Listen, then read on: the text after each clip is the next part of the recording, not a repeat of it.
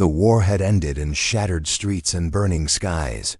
Cities that once echoed with church bells were now only piles of brick and dust. Across the broken ground of Germany, trains rattled and groaned, carrying not soldiers now, but women in wrinkled uniforms that no longer meant victory. They were the clerks, the typists, the signal operators, the young auxiliaries who had once sat beside radios and switchboards, with perfect posture and silent obedience. They had served the Reich not with rifles, but with ink, wires, and orders. Now they were prisoners. Many were barely old enough to recall a world before the war. Their boots were cracked. Their hair was matted from miles of retreat. Some carried only a single small suitcase, others nothing at all. The fear they carried was heavier than any luggage. For years they had been told that the Americans would show no mercy, that captivity would mean shame, suffering, degradation, that no German woman would leave such imprisonment unbroken. As the trains crossed the ruined country, the women stared through the slats of the wooden boxcars. Burned barns, silent villages, broken bridges folded into rivers. Smoke lingered in the air like a memory that refused to fade. Children on the tracks were thin as shadows. Some waved. Some only watched, hollow-eyed at night, when the train halted. They huddled close, whispering rumors shared in trembling breaths. The Americans will hurt us. They will make examples. They will show the world what happens to the defeated. One woman named Clara, who had once manned a radio station in Hamburg, whispered into the darkness, "They will take our dignity." Her voice was steady, but her hands shook. Another, taller and hardened by months of searchlight duty, said nothing. Silence was her armor, but no one said what they truly feared most, that perhaps they deserved whatever awaited them. Days later, the journey ended not in Germany, but at a port filled with foreign flags. America, the land they had seen only in propaganda posters, painted with greed, arrogance, and brutality. They ascended gangways under watchful eyes. The soldiers looked at them not with hatred, but with a startling neutrality. To the women, this was even more unsettling. Hatred would have made sense. Hatred they understood. But this quiet, distant discipline was something unfamiliar and frightening. The sea crossing was long. Many fell seasick, clutching the sides of their bunks while the floor swayed beneath them. The air stank of salt and iron, and then came the second shock, the food. Bread that did not crumble into dust. Meat that smelled warm and real, coffee rich and dark. Some refused to touch it at first, thinking it trickery. Others devoured it with tears streaking dirty cheeks. They had eaten cabbage stalks and thin soup for months. Now the enemy fed them as if they were equals. They did not know what to make of such a world. When at last the ship docked, they stepped onto American soil and stared in stunned silence. The skyline rose unbroken. No smoke, no ruins. Streets stretched clean and open. Cars rolled smoothly past rows of undamaged homes. Children played outside without fear of sirens or falling stone. The women's hearts clenched. In that moment, the reality of defeat was no longer just political. It was physical, undeniable, carved into every shining window. They were loaded onto buses and taken to the camps that would become their temporary world. Guard towers stood above fences of barbed wire, but the campgrounds were orderly swept, strangely calm. No dogs, no yelling. No chaos, only paperwork. Quiet commands.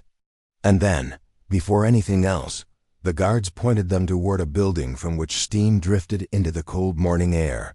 A delousing station. Though they did not know it yet, the women stiffened. Their fear returned like a storm surge.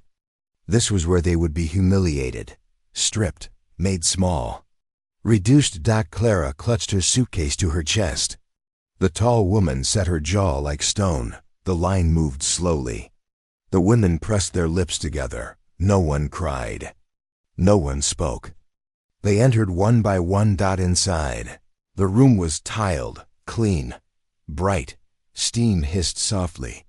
Instead of shouts, they heard calm instructions. Instead of rough hands, they were given a towel, a fresh garment, and then someone placed a bar of soap into each of their palms. Not brown, rough war soap.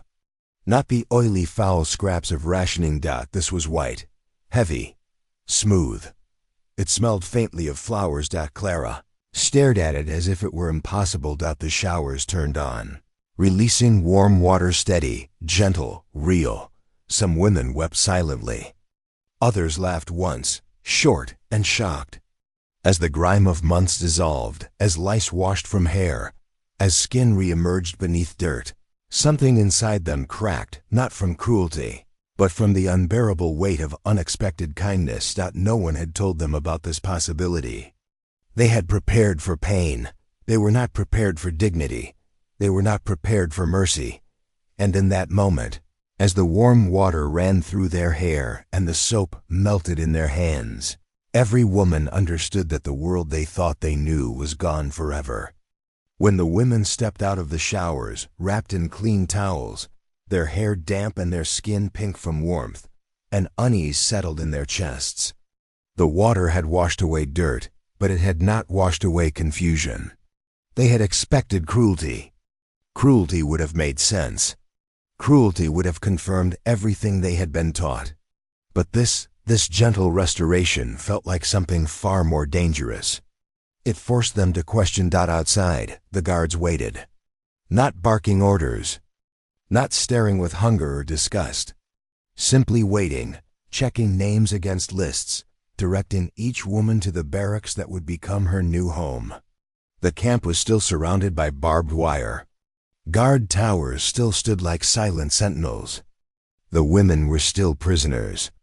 But captivity, they realized, could take many forms, some sharper than chains.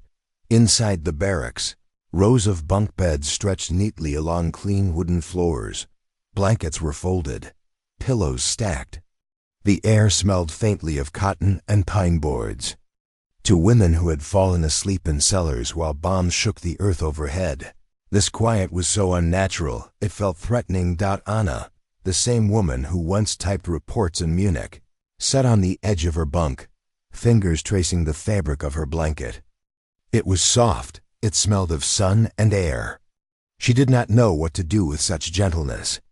She opened her small diary, that fragile link to a world she no longer recognized. We were not beaten. We were not mocked. We were given soap. She stared at the words for a long time. They felt unreal, like something from a dream she would wake from. Across the room, two girls whispered to each other. One laughed quietly, but the sound cracked halfway, as if laughter had become a language they had forgotten how to speak. Another woman sat rigid with suspicion, her jaw clenched. She muttered under her breath, "It is a trick, it must be."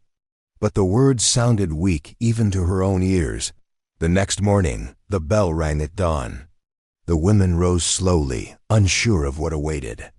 Guards escorted them to the mess hall. The scent of warm bread rolled through the air. The room was bright, filled with long tables. At the serving line, food was ladled onto trays: potatoes, carrots, stew thick with meat. Real food, food that smelled of comfort rather than desperation. The women moved through the line as though walking in a dream. One woman stared at her spoonful of butter as if it were gold. Another touched a slice of white bread with trembling fingers. For years they had eaten bread that was half sawdust and half hunger. They sat together, silent, the only sound the faint clatter of trays. No one spoke, because no one knew what words to use. Finally, one whispered, "Why?" The question hung in the air, heavier than hunger. Why would the enemy feed them like this? Why would the enemy let them wash, let them rest, let them breathe? It was easier to hate when hatred had reason. But here, in this strange place where the defeated were treated as human beings, hatred began to crumble like soft bread in warm hands. Work assignments came next. Some women were sent to fields, some to laundries, some to kitchens. The work was steady, ordinary, almost peaceful. They washed uniforms, harvested crops, scrubbed floors, peeled potatoes. And all the while, They were watched, but not with cruelty, with routine. The guards studied them too. American soldiers who had been told that Germans were ruthless, unfeeling, machine-like. But now they saw girls no older than their sisters.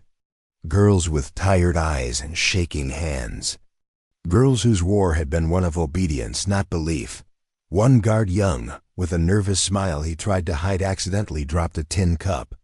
It clattered across the floor. A German woman bent, picked it up, and handed it to him.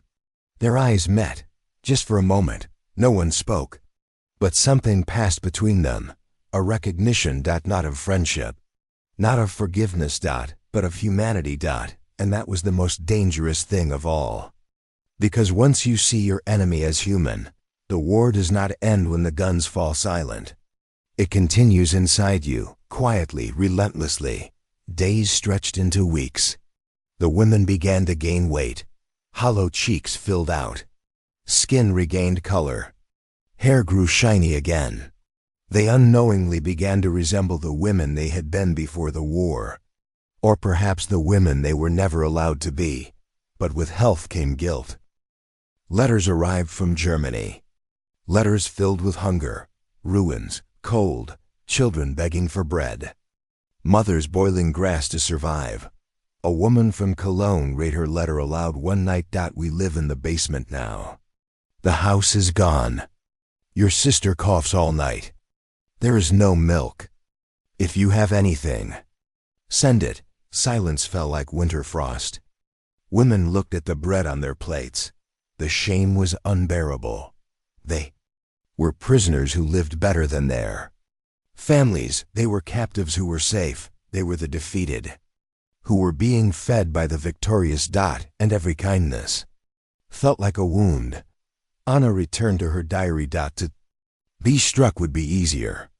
To be fed is a burden I do not know how to carry. Outside, the crickets sang in the warm American night. Inside, no one slept, because the enemy had not broken them with cruelty. The enemy was breaking them with compassion. As the weeks deepened into months, life in the camp began to take on a strange rhythm.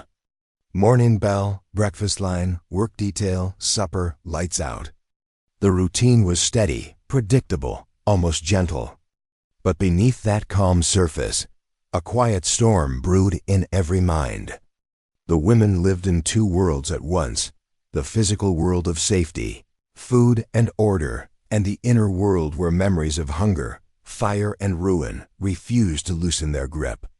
Some tried to bury those memories in the comfort of routine, while others held onto them fiercely, afraid that forgetting would be a kind of betrayal.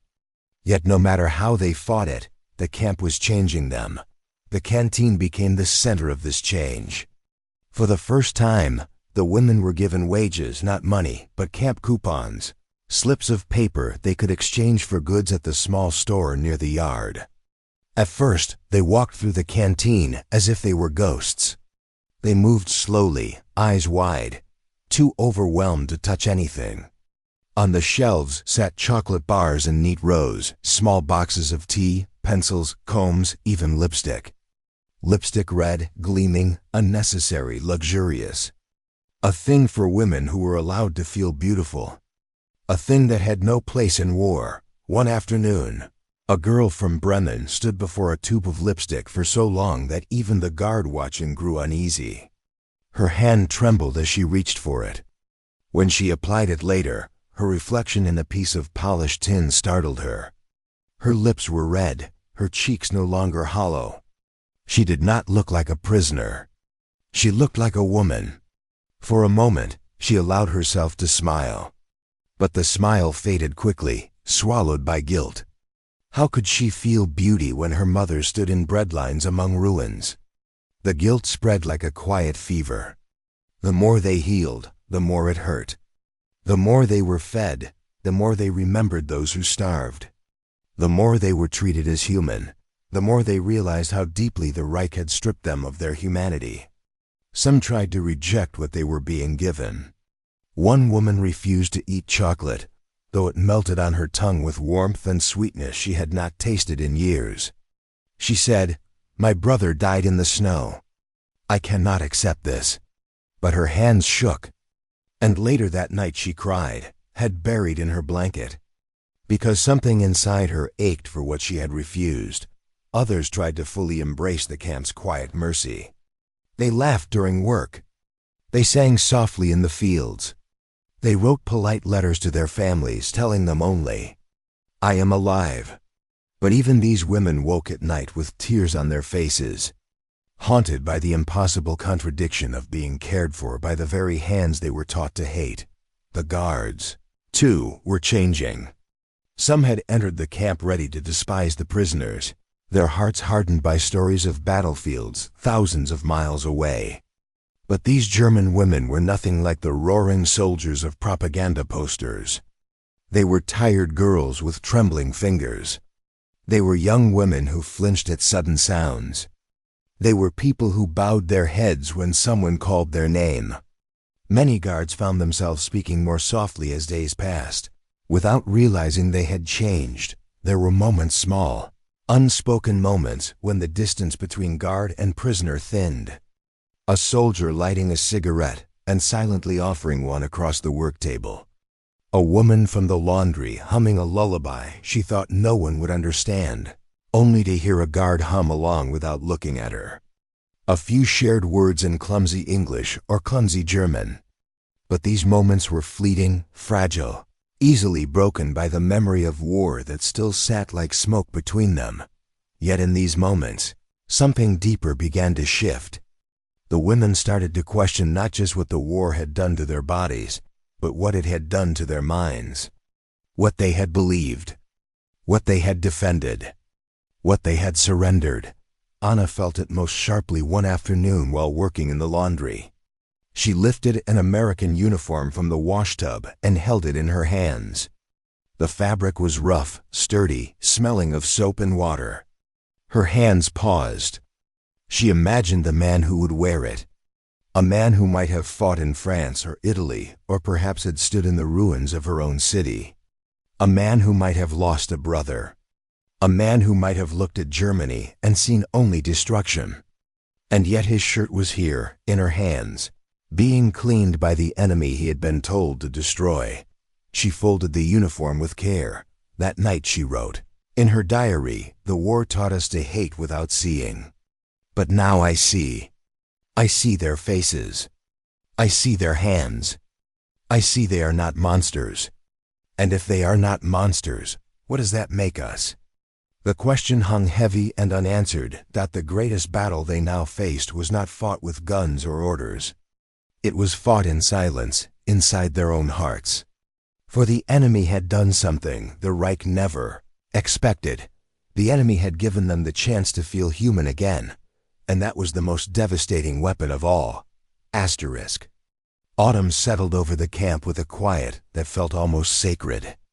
Leaves turned gold and drifted down across the yard, gathering in small piles that the wind carried from fence to barracks and back again. The women began to recognize the rhythms of the changing season, the colder mornings, the shorter evenings, the way steam rose from the laundry room like a soft veil of ghosted breath. Life continued, ordinary and steady, yet beneath that stillness, something deeper was forming, an invisible fracture line, running through every heart, despite the order and safety of the camp. There were moments that reminded the women they were still prisoners. The sound of the gate locking at dusk. The watchtower lights sweeping across the ground at night like slow-moving eyes. The silence after roll call, when footsteps retreated and the barracks settled into uneasy quiet. No matter how gentle the treatment, captivity always left a shadow. But for many, the greatest confinement was not the fences, it was memory. One evening, as the women ate in the mess hall, the loudspeaker crackled to life. A soft voice announced new parcels from the Red Cross, along with mail. The women lifted their heads at the word mail. Letters were hope. Letters were fear. Letters were home. One by one, names were called. Some women drew their letters to their chests like lifeboats. Others froze where they sat, afraid to hear news that might crush them. Clara, who had once whispered that the Americans would take their dignity, received a letter with shaking hands. She opened it slowly, as if the envelope itself might break. The paper inside was thin, written in hurried handwriting. The bakery is gone. Father is gone. We have taken to burning furniture for warmth. Do not worry for us. If you can send anything, we will survive. Clara stared at the words. They blurred. Her breath trembled out of her chest like a wounded thing. And then she heard laughter. Not cruel laughter, just the natural laughter of someone 2 tables away sharing a harmless joke. A moment of joy. A moment she herself had just felt earlier when a fellow prisoner told her she looked healthier. Clara felt heat flush through her face. Shame. Anger. Confusion. How could she laugh when her brother starved? How could she eat warm stew while her mother broke chairs to feed a fire? She stood abruptly, the letter crushed in her fist, and walked out into the cold air. She did not cry, not yet. She simply breathed, slowly, as if learning how to be alive again was painful. But she was not alone for long. Anna found her outside, standing near the fence where the wind blew through the wire and carried with it the faint scent of pine. Anna did not speak. She simply stood beside her. Silence, sometimes, was the only kindness one could offer. Across the camp, similar reckonings unfolded. Guilt did not speak loudly. It hung in the air quietly, like frost. It touched every meal, every laugh, every moment of rest. And yet, life continued to insist itself. In the afternoons, some women began to gather in small groups during break periods. They spoke of their homes, not the ruined homes of the present, but the ones from years before, when windows were unbroken and kitchens smelled of bread. They shared memories of dances, of school uniforms, of mothers brushing braids smooth before church. These conversations felt like reaching for something half-remembered and almost lost, the idea that they had once simply been girls. One day, in the laundry building, someone began to sing, a quiet song at first, a folk tune from the countryside. The melody rose like smoke, trembling, uncertain. Another voice joined, then another. Soon the room was filled with soft harmony, the kind that rises from memory, not performance. Even the guards did not interrupt. They simply listened, pretending they were not listening. Music had been forbidden to them in the final months of the war, except for marchers. Now it felt like breathing, but not everyone welcomed this slow return to life. Some clung to hardness like a shield. One woman, Greta, strong, sharp-eyed, once a factory supervisor, refused to soften. She carried herself with the rigid posture of someone holding up a collapsing world. One evening, when a group of women laughed too loudly at a joke about American coffee, Greta slammed her cup on the table. "You forget," she hissed. "You forget what they did, what they took. You forget our dead." The room fell silent, but Anna, who had always spoken gently, looked up and said softly, "I do not forget. That is why I cannot hate anymore." The words struck the room like a silent explosion, because they were not about forgiveness. They were about exhaustion. The women were tired of hate, tired of fear, tired of carrying the weight of a war that had swallowed their youth. But letting go of hatred was not peace. It was a wound that would take years to close. As winter approached, the first snow fell soft, white, quiet. The camp looked almost peaceful beneath its blanket of frost. But the snow brought memories of cold marchers, of soldiers frozen in trenches, of last winters spent in cellars with nothing but hope to warm them. On the morning of the first heavy snowfall, the women were called to assembly. A new announcement had come. Some of them were going home. The word did not bring joy. It brought silence, because the question everyone now feared most was no longer what will the Americans do to us. The question was, what will home be now? ***. The announcement settled over the camp like falling snow, silent, cold, impossible to ignore. The women stood in rows, their breath hanging in pale clouds. Home. The word felt distant, unfamiliar, almost frightening. For so long, captivity had been the border of their lives. The fences had defined their world. The schedule had shaped their days. The soap, the clean beds, the warm meals, these had become their fragile return to humanity. And now, that return would be tested.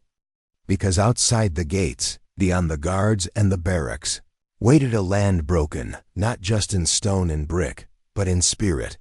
For days afterward, the camp felt both restless and suspended. Those chosen to leave packed slowly, quietly. They folded their blankets, smoothed their clothes, and stood beside their bunks, staring at the small piles of belongings, so little, yet somehow too much. Others watched them, uncertain whether to envy or pity them. Going home meant freedom, yes, but it also meant facing the ruins, the hunger, the empty chairs at tables where fathers, brothers, and sons should have been.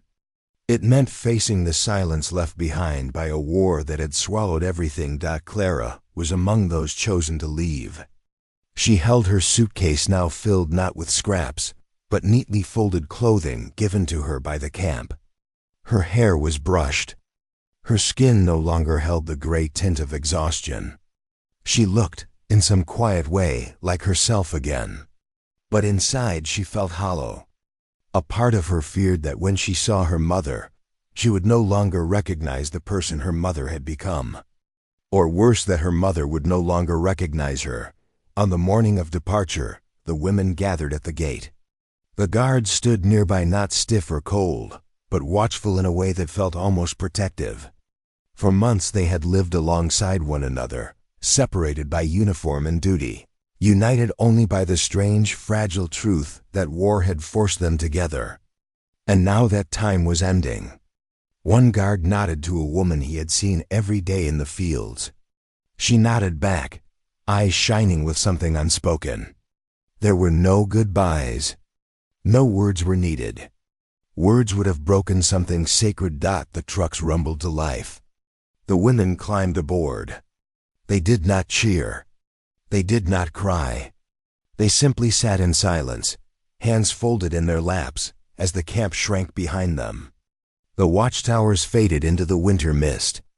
The barbed wire disappeared behind snow-covered trees. And the place where they had learned to breathe, again, was gone.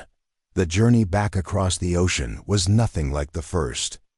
They did not cling to fear. They did not whisper warnings in the dark. Instead, they stared out across the endless water, thinking of the land that waited for them, thinking of the people they had been before everything fell apart. Some prayed. Some sat unmoving. Some watched the waves until their eyes blurred. When they stepped off the train in Germany, the air hit them like a memory, sharp, gray, cold. The landscape was unfamiliar in its familiarity. Roads they once walked were now dirt paths among broken stones. Churches stood roofless. Trees were splintered into blackened stumps. Children, thin and hollow-eyed, stared at the women as they passed. Some women covered their faces. Others reached into their suitcases for anything: bread, sugar packets, even the thin camp blankets, and gave them away. Unable to bear the sight of hunger anymore, Clara found her mother in the ruins of their old neighborhood. The house was gone. Only the basement remained, with smoke-stained walls and a broken stove. Her mother stood in the doorway, wrapped in a coat far too thin for the winter. For a moment, neither of them spoke. Then Clara stepped forward. The embrace was not soft. It was desperate. It was survival. It was the acknowledgement of everything lost and everything that somehow still lived. Days passed. Slowly, painfully, life resumed. The women who had returned from America carried something inside them that others did not understand. People whispered about them. Some called them traitors for being treated well by the enemy. Others resented their healthy appearance, their fuller faces, their warm boots. And the women did not know how to explain what had happened, how a bar of soap had broken their world open, how mercy had felt more powerful than any weapon, how kindness had cut deeper than cruelty ever could. Anna wrote in her diary, "One final time, I thought captivity would take something from us. But instead, it returned something we had forgotten. It returned our reflection. It returned our voice. It returned our humanity. And now we must learn how to carry it in a world that does not know how to receive it." She closed the diary and did not open it again. Years passed.